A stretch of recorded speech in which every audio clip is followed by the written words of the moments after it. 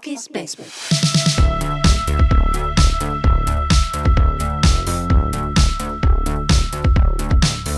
Bucky's Basement.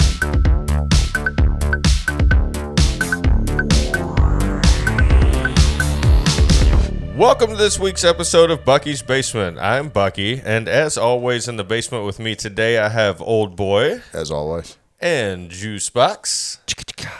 And we are back with, actually we're getting back in the cage this week.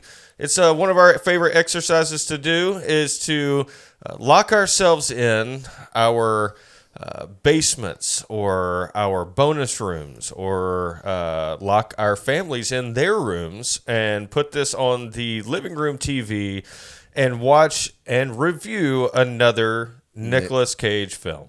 Yep, we sure did. I made my wife watch this one with me. You did? Yeah, to her chagrin. Wow. Yeah, my wife would not watch this one. The only one she's watched with me so far was Leaving Las Vegas. Yeah. No Moonstruck? She didn't watch Moonstruck. She watched the beginning of Vampire's Kiss and was like, what the fuck is this? The good news is we are getting, like, we say this every single week. It's like, we're in Nic Cage purgatory because this is a whole block of movies that mention or involve rape. This is a whole block of movies that are, rom-coms, or this is a feel-good movie, or here's our run of PG-13 Nic Cage. That whole guarding Tess, Amos, and Andrew, it could happen to you. Okay. Like all that stuff. It's like, all right, we got feel-good Nic Cage. And then we've been waiting for so long. We get Circle of Hell. The 1995 drop, which is a blockbuster Academy Award-winning film. Nic Cage wins his first Oscar ever. And the other flip side of 1995 is what we're reviewing today, which is Kiss of Death, which I think going into this, it had to have had all the promise in the world that this was going to change the fucking film game, because they threw a lot of things at this. And you're going to see when we get into, the director, even the guy who created the music. I mean, is historic. The cast of actors and actresses in this movie is insane. The budget, Juicebox will get into that. It was like, what, 41 million? I don't know. I can't. I have to go back and look, but I'm just over here like spinning my wheels on the fact that you're saying that a David Caruso vehicle could change the movie landscape forever. This is like his first main role, right? I think it had a lot of hope and promise. Sure. Every Nic Cage fucking movie. Right. Yeah. But I mean, it does seem like they wanted this to be a big budget, game changing, serious film, which was a remake. A loose remake of the 20s. Yeah, 1947. You don't remember that shit, but nobody will remember it like a remake. Like today, when we hear Starsky and Hutch is being remade, I mean that was 20 years ago, Kid. But all these remakes that are coming in, we remember the originals. I mean, you had to find some 80-year-old dudes to remember the original from Kiss of Death. Yeah, this is 50 years later. They're making a Kiss of Death reboot. It's a great story. Is it? I don't know. Yeah, is it? But like I said, it's the flip side of 1995. This was released first, Kiss of Death. Anyway, we're here today to review 1995's Kiss of Death. I always like to say it has an IMDB rating of 5.9. It has a 69% on Rotten Tomatoes, which is pretty high considering what we watched. To F. Yeah. to zero. F. It's not. It is an F. It's an F. If you graded a paper, it'd be an F. Sure. But 69% out of 100%, I think is pretty good. This movie was directed by Barbe Schroeder, who is an Iranian Swiss director, also known for Single White Female, Desperate Measures, and Murder by Numbers. You probably don't know the latter of those two, but they had an actor or actress that you knew on their movie poster. Single White Female, I remember, scary movie, Parents made me watch it when in the 90s when it came out. Is that Bridget Fonda? Yeah, it is. Yeah. So we're going to see what Barbet Schroeder has for this film. Okay. It is a remake of the 1947 film by the same title as we've already hinted to. Mm-hmm. I don't know any actors in that. And the music is scored by Trevor Jones, which is a big name in the composer world. Oh, is it? This is the second one I've ever known. Trevor Jones. You the knew second this name. one? I didn't know this. No. Okay. So this is now the second one that I ever know, behind Ennio Morricone. Our boy. Our boy. Trevor Jones is known for scoring tons of things. Okay. But I think the most famous is Last of the Mohicans Oh shit! Yeah. Oh wow. and The Labyrinth. Also, Wow, that's awesome. Yeah. So, but he did like a ton of movies in the 90s. A lot of thrillers. I mean, as you can probably comedy tell. thrillers. No, just thrillers. Okay. Just curious. And this movie is your definition of a thriller. Sure. I guess. without the thrills. There's some thrills, but it takes a long time to get to them. Question: Did you guys witness anybody kissing in this movie? I don't remember a kiss. I'm just curious. There might have been a It doesn't kiss matter. on the forehead from like David Caruso to Helen Hunt in like the opening scene, but I don't think there was. No? And I don't think he ever kissed Amy. Even did he kiss when they got married at the courthouse? Maybe. But, I yeah. don't remember seeing that kiss. That's a good point. All right. Why do you bring that up? I don't know. It's the kiss. Yeah, damn it. because it's called the kiss of death. All right. Should we talk about the cast and then jump into the plot? Yeah, let's talk about this cast. Major hammer of a cast here. Yeah. These are a lot of promising actors that are going to live their best life after. Well, no, actually, two of them have lived their best life before this movie, I think. A bunch of them, a couple of them maybe get known, maybe, skyrocket a little bit. A lot of them are in the Nic Cage multiverse, as I like to say. That's what attracted me so much to this movie, along with the cast, which we're going to go through. Stars David Caruso, who plays Jimmy in this. He is Horatio Kane, Mr. CSI Miami himself. Yep. And I think this movie is really where he got his feel and wings for CSI Miami. I think this might have got him hired for that show. I guess. actually. I mean, well, when you get into movies, I feel like if you go into TV, it's like you went back down to the minors. Well, that was the whole thing. He was on NYPD Blue, and he left that to become a movie star, and he made this movie, and then Went back. and then made millions back off down to the- CSI Miami. It got sent back down to the minors. I didn't know he was in NYPD Blue. He was on NYPD Blue, and I think he just used this as leverage to get back into the CSI game because it hadn't been created yet, right? Sure. And then it becomes the biggest like crime drama of all time. Yeah. I was guess hooked. so. I was hooked for a very long time. I remember. You do. I do. I was a remember. big like you CSI would be like, fan. yeah, I gotta go. I gotta go home and watch CSI Miami. Hey man, back then we didn't have DVR. I know. All right, up next is Helen Hunt. She also starred with Nic Cage and Peggy Sue Twister- Got Married. Yeah, that's right. So I'm calling multiverse on this. Yeah. But good callback. her big thing is Twister. which Nic Cage is not in, right? No. He's not. No, he's not. But let's go ahead and take this time to plug Twisters 2. It looks amazing. And they're incredible previews. I'm excited to go see the movie. Comes out later in July. I think it's just called Twisters. Yeah. Sorry. It is. Twisters 2 will come Twisters. out in 2 years. Twisters plural. Sorry. Try Twisters. Sam Jackson is in this movie, who starred along Nic Cage in Amos and Andrew. Yep. Only a couple of movies ago. Which was just like the prior year, right? Right.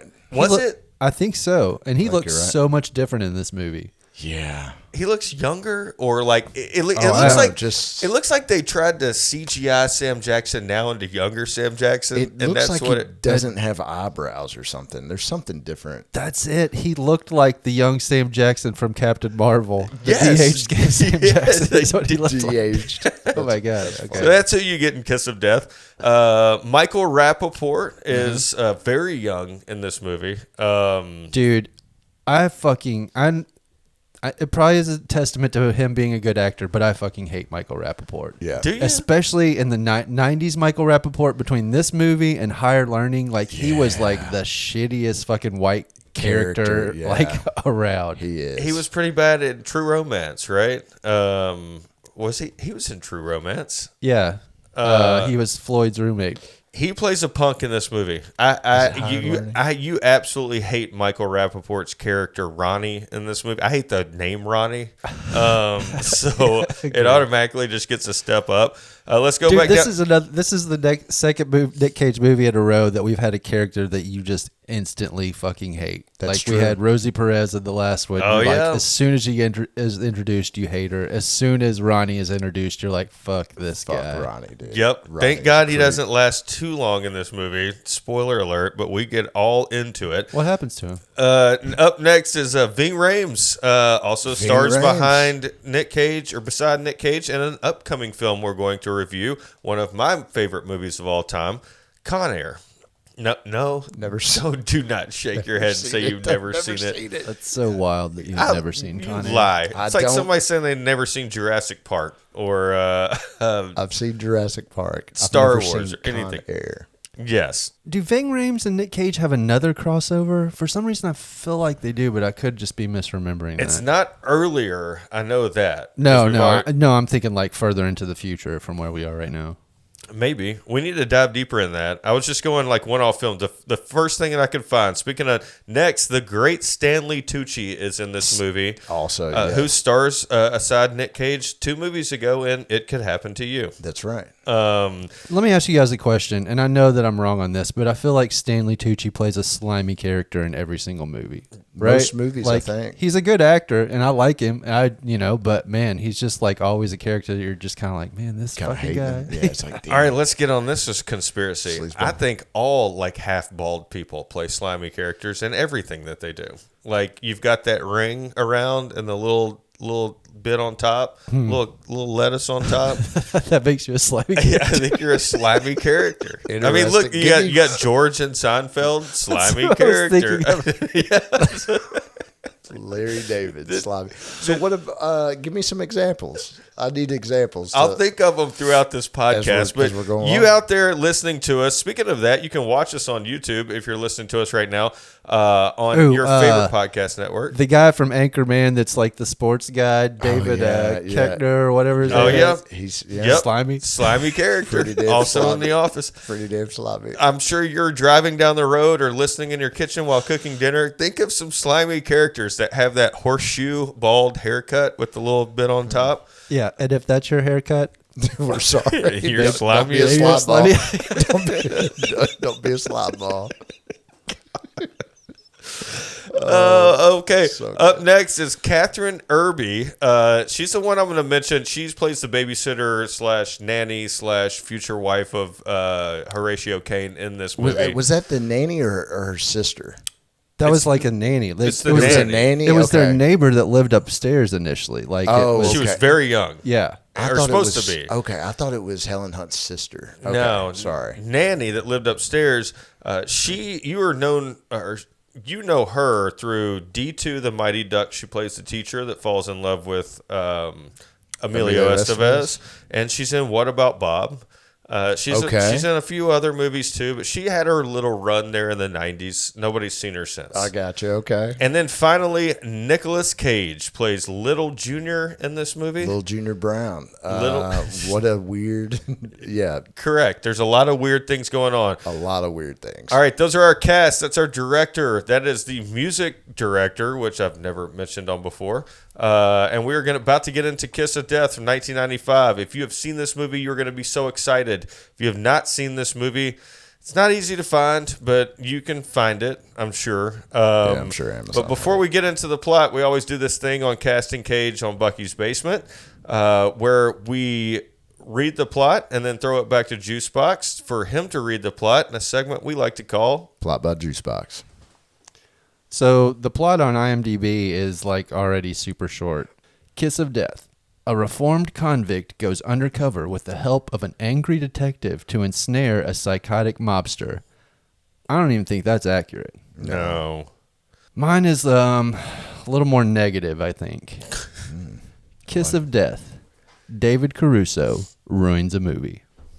I thought you were going to say sinks his own career. We're going to get into this, but I think I highly disagree with you. You can highly disagree all you I want. could tell by the text. I already knew. And by the way, while you were doing that, I looked it up, and actually Nick Cage was in Twister. he was the tornado. Yeah, he did the sound effect for the tornado. All right, 1995's Kiss of Death. I'm going to roll through this. I'm going to try something different this week because these episodes seem to go on. Well, okay. Because we analyze every little detail. We do a lot. And it's a lot of fun for you, especially if you have seen the movie. It's going to be a lot of fun for us over the next probably 5 or 6 weeks after this comes out because you have seen most or all of those movies. We are talking Leaving Las Vegas. We're talking The Rock. We're talking Con Air. We're talking Face Off. We're talking Snake Eyes. We're talking all I've never these. seen Snake Eyes or The Rock. I'm excited for you to see them. I am too. Like, your parents took you to all these crazy movies when you were a kid. Why did they not continue to take you to, like, these blockbuster, These summer blockbuster exactly. movies. I think, all right, so, like, when did The Rock come out? Like 1996, 96. 97. So I was probably old enough to go yourself. right, old enough. I was probably out doing my own things. I probably just wasn't. He was going to see movies like The Island of Dr. Moreau and shit like that I did see that. in the theater. Probably. But that's not what we're talking about today. We're talking about Kiss of Death. This movie opens in an auto district with a bunch of chop shops, car graveyards. It has a real industrial feel to it. It's got one of those 80s, like if you're like pumping out smoke from the ground, this would definitely be in this opening scene. It's just a pan shot of like, I feel like they're chop shops because you learn later in the movie that that's what it is. And then we zoom over. It's like a poor neighborhood. That's what we're looking at. Yeah, a poor neighborhood. We industrial part of town for sure. Yeah, then we go into Jimmy and Bev's little apartment in wherever this is, Helen Manhattan. Hunt and David Caruso. Yeah, Helen Hunt and David Caruso. Jimmy and Bev. I said they gave up their dreams for a baby. Rosie is their sitter, and they are poor.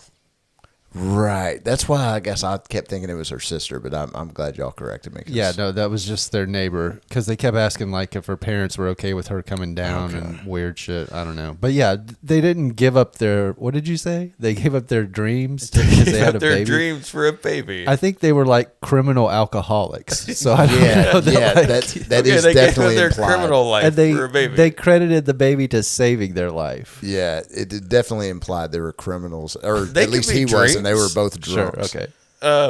Anyway, so Bev gets an opportunity to work, and Jimmy says he's going to stay back and watch the baby that night, which doesn't seem normal. Real quick, that I want to jump in on that because I made a note about that. She's not going to work. She's going to like some sort of AA meeting or something like that. Okay. Which is weird because she seems to be at that AA meeting for a real long time, right? Like over and from when he leaves, Jimmy falls asleep. Cousin shows up, and then like she calls out. You're right. That's what an 8-10-hour AA meeting. Yeah, how long was she at this AA? It's like meeting? a lock-in. Weird. Yeah. They're gonna lock you in so you don't drink tonight. And then young Mikey Rappaport shows up, aka Ronnie, needing some cars boosted. Right. And then we find out that Jimmy's already been in jail, which I didn't know that. I mean, they hadn't said anything about this so far, but he says I can go back to jail for just talking to you. Right. Yeah, it's heavily implied he's on parole. Yeah. That's a good point. They didn't really allude to that before that. That's just like your first introduction that he is like a former con, I guess. Yeah. So Jimmy tries to say no to boosting cars. He's offered $1,500. Then we find out Jimmy's a good guy. You know, he's going to risk everything for his cousin because his cousin got down on his knees and played sad Michael Rappaport. So this guy's going to kill him if he doesn't deliver these cars, right? So his life is literally on the line. Yeah. Now, I'm going to put myself in that position. If I had a babysitter right upstairs, I would probably call her up for drinking with my buddies down the street. And, you know, right. Yeah, is what it does. I'd be like, hey, you could just come downstairs and watch my kid. Yeah, let's do this all the time. I need to go to this concert, go to this dinner, go to boost some cars. I make $1,500. But to drive a tractor trailer full of stolen cars for, I don't know, maybe an hour. Sure. Like 2 hours max. He's 2 hours, right? He's going to be gone for 2 hours max. But Ronnie and Jimmy, they have a past. You know, Ronnie's family took Jimmy in. Jimmy owes some favors. Well, I also have a question. Like, he needs Jimmy to drive because the other guy's drunk, right? The guy is super wasted, and I made a couple of notes about that scene when they like get to the to the get to the yard or whatever. the shipyard. Like, Nicolas Cage grabs that guy out of the truck and like slams him on his head. Like, Yeah. I rewound that part multiple times because it doesn't look like that's like an easy throw. That dude just like landed straight on his head. Then he walks over and kicks the shit out of him. Even Yeah. for a stuntman. Yeah. Yeah. So I was like, what the fuck? How did this guy do that? So I look it up. That guy's name is Alex Stevens. He's actually a stunt coordinator and has done the stunts for a bunch of movies and been the stuntman in a bunch of movies. He actually did all the stunts in It Could Happen to You. Wow. Oh, The drunk guy Callback. in the truck? Yeah, the drunk guy in the truck. Like, that random guy was like, has been an actor like for a long time and a stuntman for a long time. But this was the last movie that he was ever in. And in my head canon, it's because he got thrown on his head. busted his head open.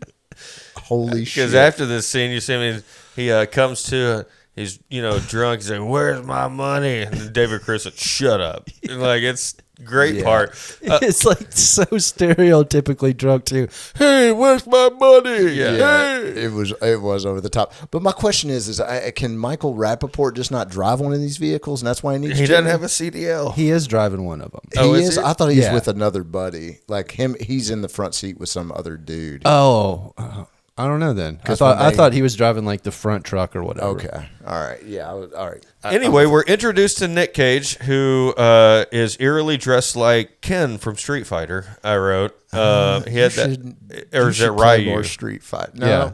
Which one wears the white? he's wearing a tracksuit. No, but it's cut off on the like sleeves and it goes out just a little bit far. You need to watch that scene Do again. ya? I thought he was just wearing like a wife beater and some like white Yeah. track That's pants. that's later when He's we see him super- doing the push-ups. He's super or intimidating. the deadlifts or whatever. Anyway, so we also find out that what's his name? Little Junior, who is Nic Cage in this movie, is a tough guy, but he has an inhaler. So we learned he has a breathing problem, so you can't be that tough. So let's just jump in real quick. Let's talk about it real quick. I was having a hard time. There was several things that I thought that Nic Cage was bringing to this character. One of them could have been the inhaler. I think so. One of them I think happens a little bit later in the I movie. think it was the deadlifts. Okay, so I was gonna say it was the That's death. mine. Yeah. Or the metal in the mouth thing. That is another one I thought of too. It certainly could be. I feel like the asthma inhaler was definitely a gimmick. Yeah. But like- do you think he brought it to the table? I feel like he did. I'm gonna say no. I'm gonna say You say it's part of the plot, not no. him? Yeah, we're gonna get back into it later. Okay. I think it provides like a opportunity that fight we see at the end of him like running out of breath, and then Yeah, the whole it undoes theme. him. No, the theme of his dad having 5% breath and his dad being on an oxygen machine. It's like an inherited thing. It runs in the family. Oh yeah, I didn't Might be think a about curse that. of them. I don't know. Okay. All right. Fair enough. So let's jump back in the movie. Where are we? We've got 4 trucks rolling down the interstate with 30 stolen cars, not suspicious at all. They're like nuts to butts on the interstate, like running bumper to It's bumper. super It looks tight, like they're driving a parade in the middle of the night. Yeah. Right. And then some cop drinking at a bar sees them. Oh no, Jimmy back to jail. That's what I wrote. Before a lot of shit happens. right. Oh, I didn't even pick up that was a cop that saw him at the drunk, bar. at the bar. So makes that call. They all show up. And again, this is why I watched this movie twice. Right. Because I'm not picking up on things the second time or the first time through. And then, so they get busted. Hold up. Sam Jackson shows up and gets a shot in the face through CSI Miami's fucking hand, is what I wrote. Right. Yeah, pretty intense scene. Dude, yeah. It was like, oh, shit. Yeah. The cops would have smoked Jimmy too, though. In that No scene, doubt. There's They'd have they shot would have shot the everybody. shit out of him. And Correct. Michael Rappaport. Yeah. They probably would have shot everybody if a cop got Exactly. shot right Yeah. there. Then they take him to the hospital, and I wrote, they took him to the hospital at the same time, like Cole Trickle Right. and Rowdy Burns in Days of Thunder. Like they're rolling them in at the that same is a time. fair point. They're looking at each other like they're enemies. Right. Yeah. Which you would think Sam Jackson would be like, hey, man, I saw what you did. Like, solid. You probably saved my life. Right? Right? But, like, But no, he got shot in the eye, so maybe he didn't see it coming. Yeah, I don't think it registered to him that dude saved him. tried to save Yeah, him. or tried- he, yeah. he thought both of them shot him for all he knows. He's like knocked out in the hospital, right? So let's get, we're going scene here. Then we're going to pick back up. I wrote, the next note I have is Ronnie is a real piece of shit. I mean, he really is. $150 a week, offers a job to Helen Hunt. Jimmy's wife, Bev. Right. Because Jimmy is now locked up for another few years. Right. 3 years. Yeah, 3 years. We don't know that yet, but we know that He's incarcerated. he's incarcerated, right?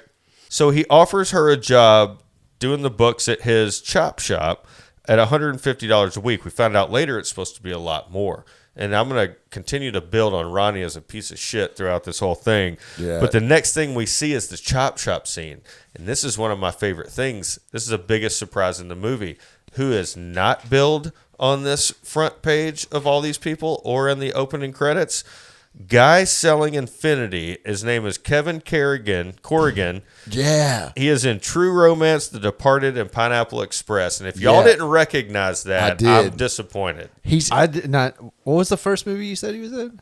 True Romance. Yeah. I do not remember him in True Romance. He is, I feel like he was in something with Michael Rappaport also. Like they were buddies. He's been in a lot of things. But Yeah, he's he's just in a like bunch that of guy. shit. You're like, he looks weird, but he's kind of charismatic. Yeah. And What's then his this name? when he came on, he was Oh, he was very in young. Super Bad too. Yeah. Kevin Corrigan, Corrigan. Very familiar face for anybody who likes movies that are more cult, I guess, or more. He's popped up in a lot of stuff. I feel like he's Yeah. been on TV shows and shit too. Yeah. So Jimmy's being a piece of shit on the job now, and he offers Bev, who is a recovering alcoholic, a Rolling Rock. Yeah. And then Bev drank the Rolling Rock because she had a little too much after seeing some flashback shit, watching, Jimmy get mad at the Pineapple Express guy. Right. Just a little too much on her plate. Yeah. Right. And yeah, we know she's recovering. So yeah, But she all drinks that's a trigger. half this Rolling Rock and then tries to hide it. And then I swear she's like acting drunk. Dude, it took her nothing to get back, like fall off the wagon or whatever. Yeah. Like she was like right back in after she had a drink of that beer. Yeah. So where do we go next? We need to leave work because Ronnie is so pissed at this dude and he's just had enough. And then let's go to motherfucking Baby Cakes, which is a big on location of this movie. We are experiencing our first Baby Cakes, and we don't realize until the end of the movie that we're going to go back there several times. Baby Cakes is your Bada Bing Club. That's what I couldn't think It's of. your deja vu. It's everything, but some of the scenes were shot in a weird way, and it kind of looked like it was just like an empty, I don't know, way open bar. It did, yeah, it did look. Everything else looked like very- a strip club except that bar. It was not very crowded, hardly ever. Yeah, I was always surprised how many conversations they had right in the middle of the strip club. Yeah. I was like, nobody has conversations. I in a don't supposed to think be it was loud. a fully nude strip club either. No, Not fully nude. Not for No. this movie. Tops up. Top, yeah. No, tops down. Yeah. Bottoms up. Anyway, this is where I think Nic Cage gets his thing, which Juicebox also mentioned, because we see Nic Cage for the second time in this film bench pressing a stripper, but also trying to garner the attention of his father while he's bench pressing a stripper like a little kid would. Dad, watch me hit this ball. He turned around and he was on like 37 bench presses. He's like, Dad, I'm going for 40. Wait a minute. I shouldn't have done No, that. you nailed it. That was that is Watch me. I'm going for 40. That is the accent. What accent is that? That sounded like a attempt at a Boston accent. Yeah, that's what it felt like. Is that what Nic Cage is doing? Are they in Boston? I don't know. I don't think so. I thought they were in New York, but I could be wrong about that. We've got the Give me the bullhorn sound clip so they can hear what Nic Cage sounds like. What did I do? You fuck with the bull, you get the horns. That's what I did. That's Nic Cage's accent in this whole movie. Right. Yeah. What is that accent? That is not a Boston accent or a New York accent. Exactly. It's just a weird accent. My wife was like, I think the accent keeps changing.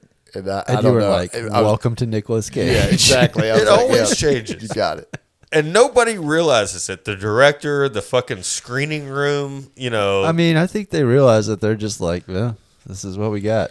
Yeah, we can't say shit to Nic Cage. Nic Cage is bench pressing the stripper, and he's getting his dad's attention. The look is, by the way, the actor who played his dad is like, he looks like some old comedian. He looks not like a gangster. Yeah, he's God, I feel like he's played some famous. Cops or something. He was in Yeah. Seinfeld. He was the librarian cop in Seinfeld. Yes, that's it. But the look the dad gives him is like, it's kind of like, boys will be boys, kind of just like, will he ever grow up kind of thing. It's such a weird scene. It has to be improvised. Tony Soprano looks at Anthony or whatever. It's almost not even like that. It's You're almost not like, worthy of taking over the business. yeah, I don't know. It's just the whole scene's just a weird throwaway scene, but it stands out because there's not a lot in this movie. So I'm going to go through this real quick. After we get into the strip club, we find out that Ronnie is a fucking bigger piece of shit because he was supposed to be giving Bev $400 a week, and he's giving her $150. And he lied to basically the boss or the owner of the strip club or whatever. And then he says give her a car, so he goes down and tries to leverage a car into like sleeping with her. Yeah. And then Nic Cage gets involved again, and this is a good guy Nic Cage. He said, my dad says to take her home into her house, not your house. Like, Yeah, shit. makes it very clear. Yeah, but he's not very intimidating. I guess he is. I don't know. Michael Rappaport feels like he's intimidated by him. Dude, I was intimidated by Nic Cage in this movie. I would not Really? tank. Hell yeah. Like, as soon as you meet him, the first time you see him, he grabs a guy by the neck.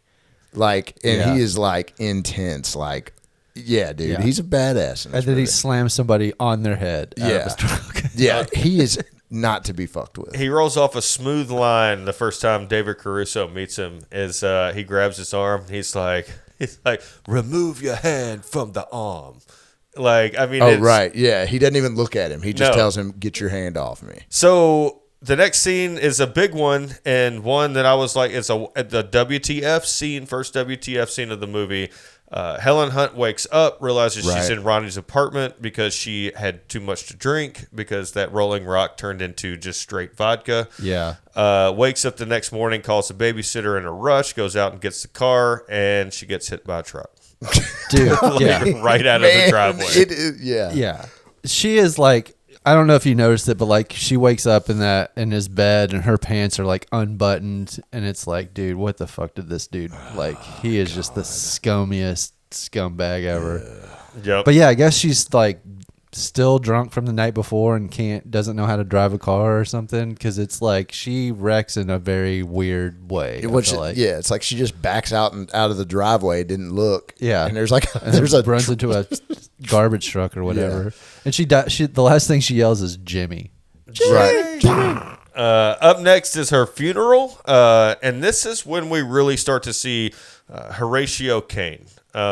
This is, I think, David Caruso at his best, and this is when CSI Miami was actually formed. Was during this funeral scene in Kiss of Death, because they apparently let him out of jail to come visit his wife's funeral.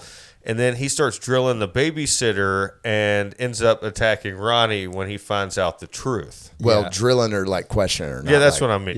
Yeah. He drills her later. God, He's a get drill- your mind out of the He's gutter. well, you'll see later. Yeah. In this point in the movie, I wrote a note down that says, "I wish almost anyone but Caruso was playing this part." Yes. Dang it, dude. Why? He's flat. Because he's not. Yeah, he's flat. He's not a good actor, man. He's not flat. He's got that neck tilted down. He's That's got that not. side That's stare. not good acting. He's got great red hair. It's What just- other redhead is this popular? I don't know, man. No. Bette David Midler. Caruso, all he was missing was putting on and Was taking off acting the skills? sunglasses. He's He's about missing that 3 years of acting classes. sunglasses and shit. God, y'all got me. Anyway, so he goes back to Horatio Caine style by attacking Ronnie. Then he starts planting seeds to get Ronnie framed. Yeah. which I think is pretty smart of what he's doing. And then I wrote, man, Nic Cage is playing a terrible boss's son. He loves wearing white. It's like every time we see him, because this is when we get Ronnie framed, and they think Ronnie's like snitching on him or whatever. Right. Because the cops know a little too much. And then they show up to Ronnie's work. Well, to get his cousin back, to get Ronnie back, Caruso flips some evidence, right? Yep. Testifies to the cops on some past jobs. Sure. To get some guys in trouble. That's what I'm saying. Yeah, frames got it Ronnie, on- you got yeah. planting seeds Frames all it over on the Ronnie. Yeah. And then he shows up to his work wearing white. That's when we first see Ving Rhames. It is. As his like bodyguard, I guess. No, he's like a guy he brings in from like he's a guy he does deals with, but he leaves him at the chop shop. He's like, "You ever seen a car chop? Here, A check it." Rolls Royce. And Yeah, I've watch never this. seen a car chopped. What are they doing there? Do they cut the car in half and they take all the insides out of the car and they put like a Mazda inside in it and put it back in the Rolls Royce? I'm not exactly sure, but when I was looking it up online, it was like this is not how a car would be stripped apparently, because they just like do something and then the whole like chassis falls Yeah, down yeah. and the frame is still like at the top or the body. I wonder if they're taking all of that out and like just putting the car back together and putting it back where it was, to where you don't have like the insides of your Wow, car. this whole thing feels different. What, I don't know. what's I got wrong more with my car? fixated on that than I did like the Ving next. Rhames too was very fixated with it. He was like, "Wow, this is fucking cool." So then, little Junior. I want to say little Junior. Well, we know why you want to say little. Little Junior goes and pays Ronnie a visit in his office, the same office we've seen previously in the movie where Helen Hunt had her Rolling Rock. And then I wrote, dude, are they going to do Ronnie Sopranos or Goodfellas style in the office? Because they roll in, they start putting like shade over the windows. They're wearing rain jackets. It's like window film, like because you know somebody's about to get murdered. They went American Psycho. Yeah, everybody in the audience and everybody watching on TV and everybody in that room knew Ronnie was going to die except Ronnie. Because Yeah. Roddy is dumb. It was so dumb. He was like cracking jokes and stuff. Hey guys, what? Anybody could see that from a mile coming. Right. But it wasn't Goodfellas or Soprano style. Nic Cage just beat another man to death in a fucking movie. Yeah. I mean, to death with his bare hands. Yeah. Yeah. But Maybe that's his thing. Before he did it though, he busts out that boombox and Right. puts on House of Pain, and he's like, "This is an oldie." Or he says something about it being an oldie or something. And to me, that is so weird to use a House of Pain song to like write into the movie. Yeah. You know, it's like a lot of times they'll just add the song after the fact and like Right. whatever, But they definitely like reference the song in this movie. It's so weird. Yeah, it is. And then he beats interesting. the shit out of him to jump around. Yep. And then the next thing we see is we're back to Jimmy, a.k.a. David Caruso, a.k.a. the Red Stallion. He is going on incarceration leave because he made a deal with the cops. He's going to go see his kid for, giving up a couple of people. Ask if he wanted other things. And guess who gets to escort him along the way? The guy he shot in the face, Sam Jackson. Yep. He didn't shoot him in the face. The guy he tried to get stopped from getting shot in the face. Yep, tried Sam to stop a Jackson. bullet. He's got a hole in his hand. Sam Jackson's got a little scar on his face. Mm-hmm. And then we learn later because oh my god, I cannot stand Sam Jackson's character because of the eye fucking thing. Do you think he brought that? Sam Jackson Yeah, brought that. about having to cry all the time. It's so bad. But then he beats up Caruso. Yeah. All right, guess what, guys? We are about 41 minutes into this podcast. Guess how far we are into this movie? 41 Not minutes. 41 minutes. 36 minutes into this Whoa. movie up until this point. All right, we and gotta we pick still it have an hour and 3 minutes to go in the movie. That's why I wrote this down, because it goes on. Dude, right? every scene is drawn out. All right. Like, full disclosure, if we talk about this movie much longer, I'm probably going to fall asleep like I did trying to watch this movie multiple times. All right, let's try to go through it real quick, because I also made a note. We need to speed this up. That was for us. And I knew this was going to happen. All right, Sam Jackson escorting Jimmy. Yeah. I don't know Sam Jackson's name in this movie. but- Calvin? Calvin? Calvin, You're right. Escorting Jimmy to see his kid. Stops on the side of the road. let's beat his ass for trying to save his life, and then get on with it. So that little skirmish happens. Then we go 3 years later. Jimmy has a chance to live in a straight life, and the babysitter is even offering it up. But man, we still have an hour left in this movie. What do you think's gonna happen? Dude, yeah, why is the like I don't know. Like man. it's She's got so daddy issues or something. I like guess it's just so depressing that she's like gonna been watching his on- kid the whole time he's in jail, and, then now she just wants to get married to him. Yeah, and she knows he's a piece of shit. Right. All right, so now the FBI needs a UC or undercover. Stanley Tucci looks like Jason Schwartzman's dad. Cool. All right. That had me laughing for at least 5 minutes last night. Real quick though, I want to talk about a scene real quick.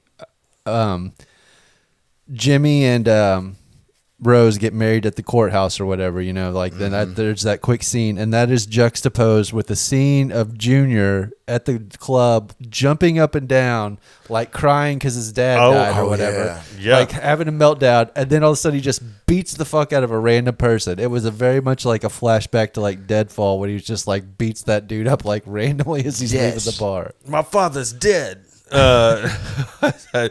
Then I got make a guy dance in his underwear. Ooh, we've got that scene for you. This is actually, let's stop here. This is one of the better scenes in the movie.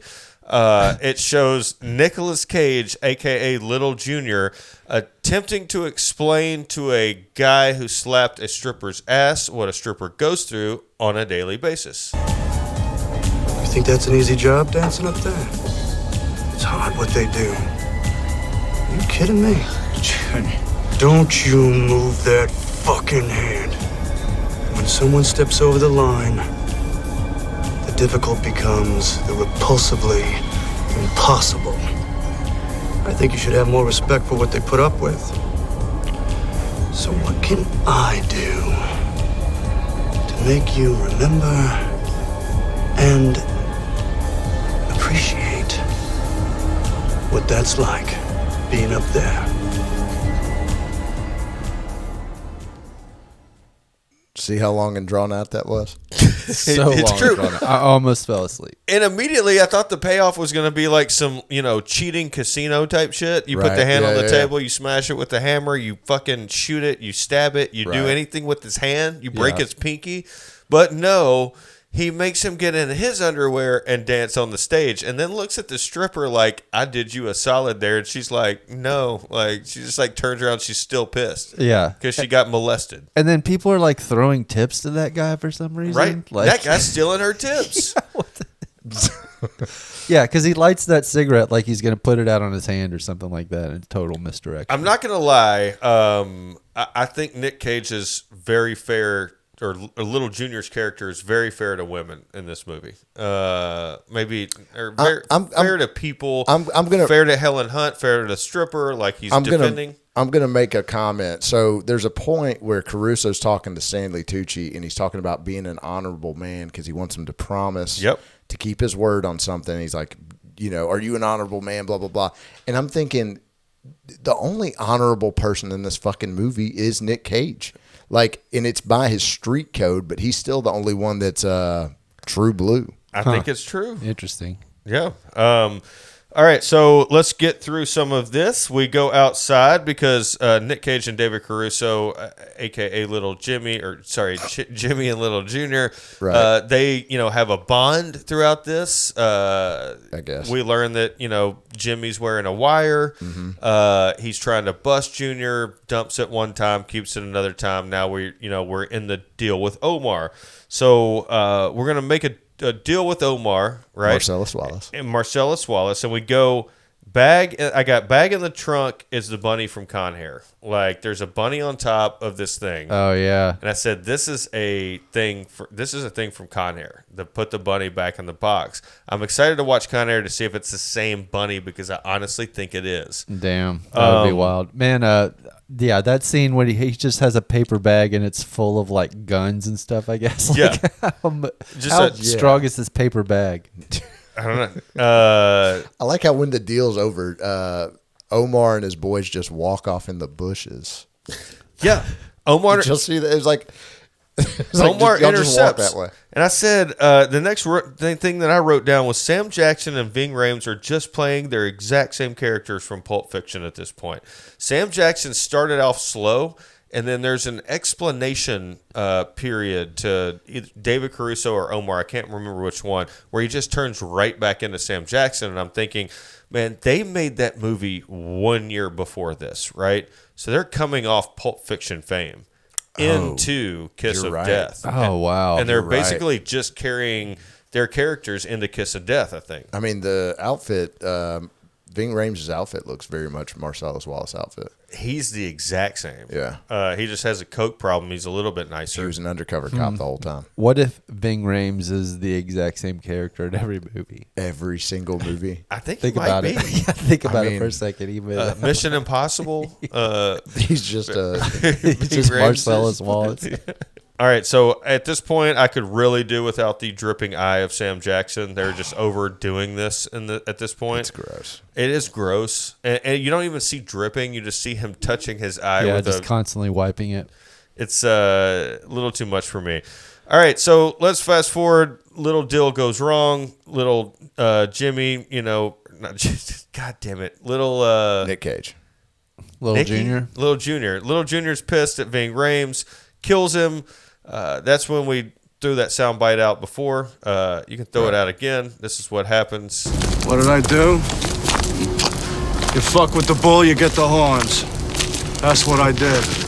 So little little Junior Little Junior Brown. kills Omar. Right. Uh, And when he does it, like blood sprays David Caruso. Yep. And let's fast forward. Let's find out where Jimmy's at after this because, he's riding off into the sunset.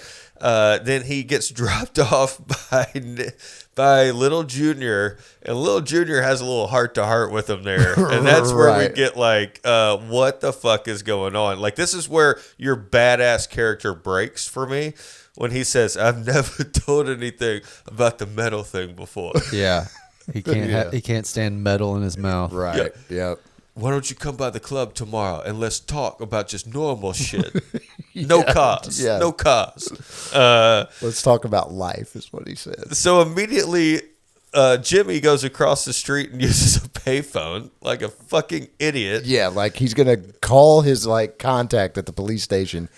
The crazy thing is, he was across the street when Little Junior dropped him off of Baby Cakes. So the Right. payphone had to have been in front of Baby Cakes. Right, exactly. And he's talking about wearing a wire and shit, and then people show up, and we don't know what's happening. But I said we need more car elevators because they go to this deserted parking garage. I said I don't see enough car elevators in my life. Yeah, there was also. It felt like there was a lot of fences being closed behind cars in this movie. Sure, Yeah, that's fair too. hey, Yeah. that's true. So we all automatically think as the viewer that we're going to go see Ving Rhames' people, as old boy pointed out earlier, or we're going to see Little Junior's people, or like Right. Dave, he's got busted. He's a snitch. But no, we run into the FBI and the local cops getting in an argument in a dark parking garage over what happened in Omar's death. Because Yeah. Omar, we found out, is a snitch. He's undercover. Yeah. Yeah, he's not a snitch. He's a cop. Yeah. he's an FBI agent. Then we get to, all right, we have enough on Little Junior. Let's go get him. Let's bust him in his place. We do. Right. I said, damn, Little Junior has a really good lawyer because he was rolling off some shit like he wasn't going to get, busted. Little Junior gets out on, false charges, some bullshit. Right.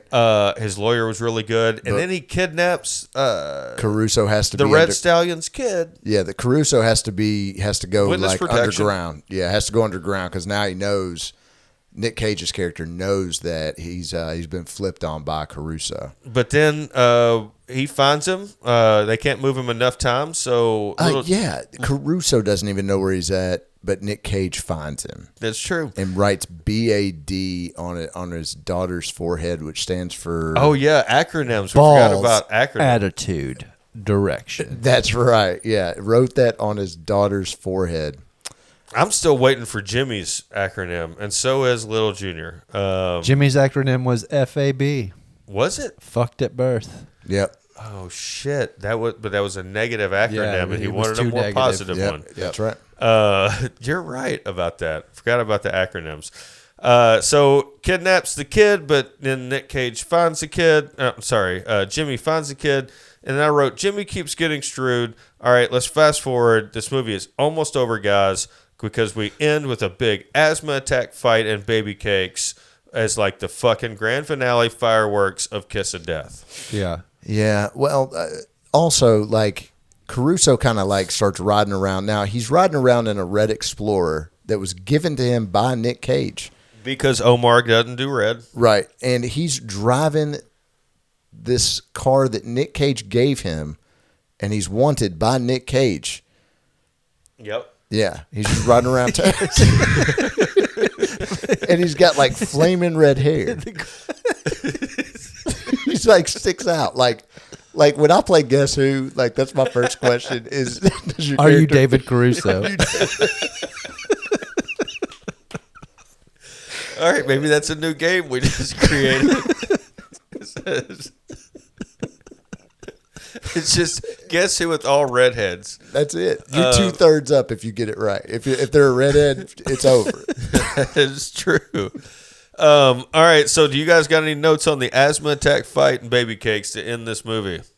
The only note that I took towards the end of the movie is like, I don't even know who I'm supposed to be rooting for in this movie because everyone sucks. Everyone does suck. Everyone's Except The acting maybe the or kid. the character? The character. Like Sure. all the characters are terrible. Like everyone is like crooked or just a scummy person or a criminal or I'm Yeah. telling you, the Red Stallion was not trying to be. he was a rat. He was a rat the whole time. Sure, he was a rat, but he just wanted to see his kid and his babysitter wife. That's all he wanted to do is live a normal Right. life, get a regular job. Right. But he just kept falling back into all this. It's just a series of bad luck or Yeah, unfortunate events. I said the movie should have been titled "Bad Choice, Jimmy." Choice Jimmy. That is a good point. So, I mean, that's the run through of 1995's Kiss of Death. Before we get into rating this movie, or at least our ratings, we like to do a couple of fun things here in Casting Cage. Well, the first is movie marriage, where we find the inspiration for Kiss of Death via two other movies that got together and kind of blended together and figured this and turned into this. I'll go first this week. I've got three. Three. I got a threesome. Okay. Threesome that happened. I've got Gone in 60 Seconds, The Sopranos, and CSI Miami. oh fuck. Okay. I put Sounds like a pretty good movie. my my movie marriage is The Departed and Ratatouille Because all one's the- really good and one's a fucking kids movie. because of the rat. Because the Oh, rat. the rat. The fucking rat. That's true. That's pretty good. I went Goodfellas. I mean, this Yeah, movie sure. doesn't hold a candle to Goodfellas, and also Gone in 60 Seconds. Okay. See, that makes more Car sense because one's a boosting, yeah. shitty movie and one's a... Yeah, and in Goodfellas, you know, you got the whole he ends up ratting people out and shit. Like, That's true. Yeah. It's good marriage. That's a really good marriage. You don't like Gone in 60 Seconds? I do. I mean, it's not Goodfellas. I want to point something out real quick again. At the very end of the movie, what happens? He gets in the red car and drives away. He gets in the fucking red Explorer and drives away. Do you think little Junior Brown could be like, hey, man, somebody look for this red fucking Explorer and kill his whole family? I mean, surely to God, he's like getting out of town and like going somewhere, right? I'm Like, sure. But like a DMV checkup could tell you where that car is. All right, another thing we do on Casting Cage is tagline. That's where we take the original movie tagline and we read it to you, and then we create our own because we don't think that one was good enough. I'm sure there's a very interesting tagline for Kiss of Death. You're not wrong. The tagline for Kiss of Death, the one that I found at least, Kiss of Death. Little Junior Brown. He rules the streets. He owns the game, but he doesn't own all the players. Ooh. Actually, I don't know if we can beat that one. It's pretty good. It's a pretty good tagline, right? I think I can beat it. Oh, hell yeah. I can't wait. Kiss of Death. Never trust a guy named Ronnie. Yep. Boom. Yep. All right, here's my tagline. Kiss of death. Is it the CS? I didn't catch it at first. All right. Man, it really should have been that. Oh, All right, here we go. Kiss of death. Can little Junior Brown catch the rat before the rat catches him? It's a fair one. That's The Departed, That was right? just a Yeah. solid tagline. that's the tagline. So this one is probably just more relevant for me, but Kiss of Death. Having trouble sleeping? Watch this movie. Boom, dude. Because Yes. I tried to watch this movie, no lie, like 5 times, and I made it through maybe 2. I just like the last 30 minutes of this movie are boring as shit. Dude, I'm telling you, like, I wish I could. You need to go, like, look it up on YouTube, look a scene up, and it's just, everything's just so drawn out. It's like, man, they could have cut it right there. Instead, it's just, like, drawn. Do you think that is like an homage to like the 47 version maybe? Because Maybe. like old movies used to just be like long ass scenes. Yeah. Like It could be. Are they going shot for shot? I don't think so, but it's over the yeah, top. in the 1947 version there was a person bench pressing a girl. It's a stripper, yeah. And a redhead just his tilting his asthma head down container, into yeah. the side, you know, They no didn't they didn't sunglasses. have asthma in 1940s. That's why I wrote down 36 minutes in with an hour and 3 to go. Like that, there's Yeah. a lot of shit fucking happened in those first 36 minutes, and then the last hour and 3 is like, all right, we're riding this out, long scenes. It gets boring. I don't know. I mean, Same. I'll save it for the rating. But anyway, do you guys have any more taglines?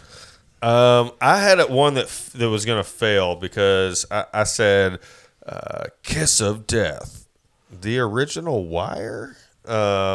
Because I don't know, it was bad. I just had Kiss of Death. David Caruso, really? yeah. No, I'll combat that. Please. Kiss of Death, Kiss of Death, Mr. in Red. I think I won that battle. Winner. Juice I box. can't even get to this. Fatality. Is that how that song goes? Lady in Red.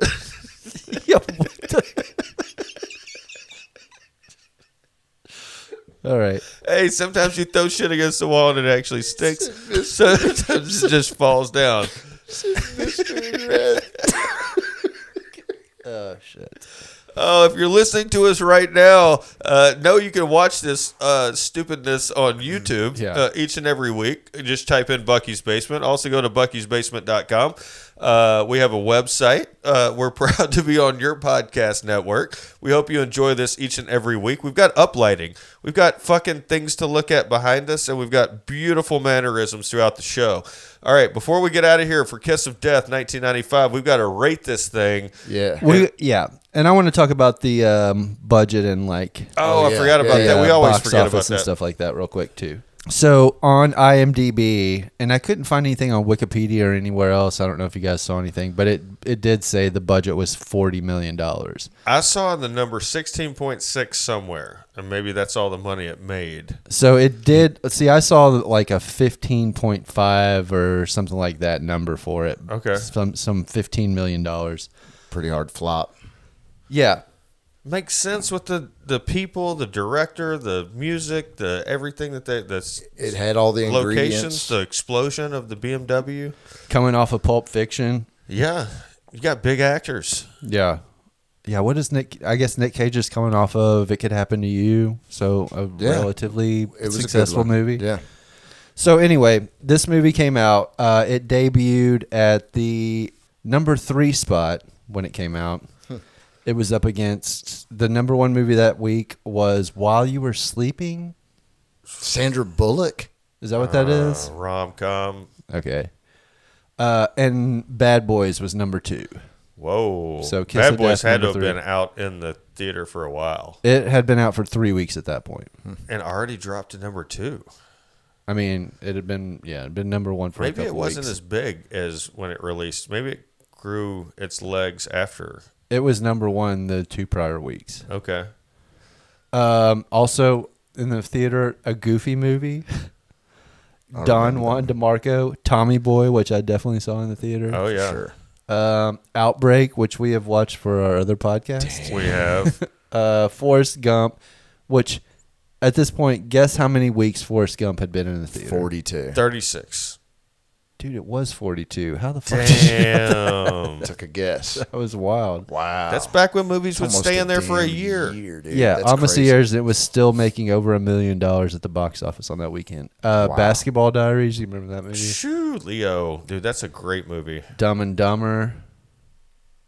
Wow. These are some blockbusters in 1995. Yeah. Especially, you got to think of it now. We're on Bad Boys 4, which is in the theater currently. Are you going to see it? Was just in the theater. No. I know you because like big it's budget kind of like movies.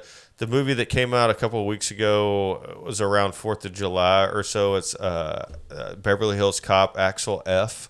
Like, do you really want to watch something that came out 30 years ago, 40 years ago, the first one? No, man. And yeah. Do any of these sequels that come out way after the fact, are any of them working? I don't think any of. I mean, Maybe for clickbait. something must Maybe be to get people on their platform. Right, but I mean, like, is anybody going to see these, like, you know, way after the fact sequels and being like, damn, that was awesome? Because I could think of like The Matrix sucked. The fucking Twisters. will probably suck. I don't know. We'll report back on that one. But let's I know get you into rating 1995's Kiss of Death, starring Nic Cage and a slew of whole other actors. I'm going to let you guys... Actually, I'll just go first this week because I usually wait for your shitty reviews, and then I try to combat that. Go ahead. I enjoyed it. All right, I'm a little tired, I'm a little wired, and I think I deserve a little appreciation. So you kind of enjoyed it. Right. That's my middle That's it. rating. I enjoyed it. Would I watch it again? I've watched it twice. I'd watch scenes. If somebody gave me the Cliff Notes, maybe. But I think it was a real inspiration for Horatio Caine, and for that reason, I give it my middle rating. Okay. I think it was probably a revelation to casting directors on David Caruso also.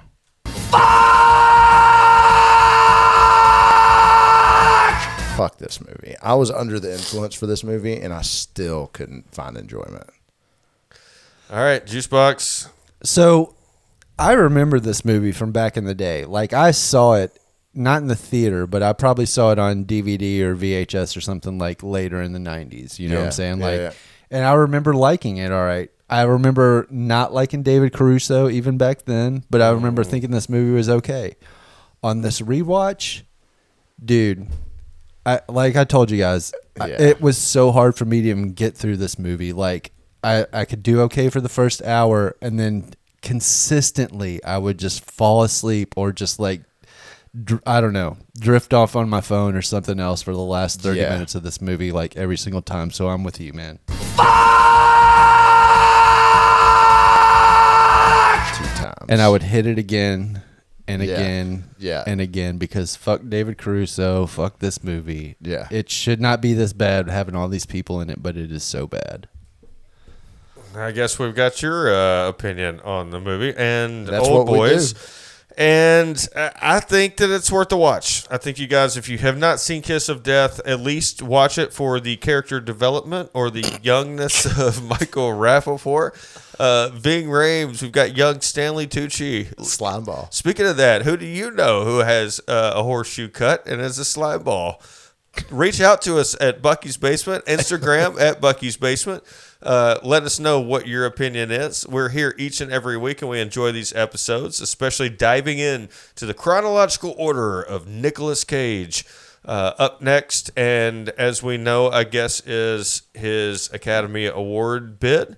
Leaving Las Vegas, right? And then we really get to have some fun because old boy is lying, but we're going to make him watch The Rock. Yes. Don't believe there's Can no way we you've watch it never together? seen The Rock. I haven't. All right. Yeah, let's watch it together because it's awesome. Yeah. Okay. Big fan. I'll put the screen up in the backyard. We'll put the speakers out to what my wife says, turn it down like 5 times. Hell yeah. We'll use some leftover fireworks and we'll get into it. Thank you guys for listening each and every week. We really enjoy doing this for you. We enjoy doing it for us. Tell whoever, you have those friends out there that's like, man, I just went to see this Nic Cage movie, or I love Nic Cage. They'll see something that reminds them of a Nic Cage movie. Somebody mentions Con Air, somebody mentions Moonstruck, or your parents say, you know what? I've got this podcast that I listen to that they really, really dive into it. So if you remember movies like It Could Happen to You, or Trapped in Paradise, or Amos and Andrew, Yes. we have your fucking fix, and we are here each and every week. Thank you so much. Tell your mama that. Pack it up, pack it in, let me begin. I came to win, battle me, that's a sin. I won't ever slack up, punk, you better back up. Try and play the role and you're the whole crew will act up. Get up, stand up, come on, throw your hands up if you got the feeling. Jump up, touch the ceiling, monks, let's a funk club. Someone's talking junk, yo, I'll bust them in the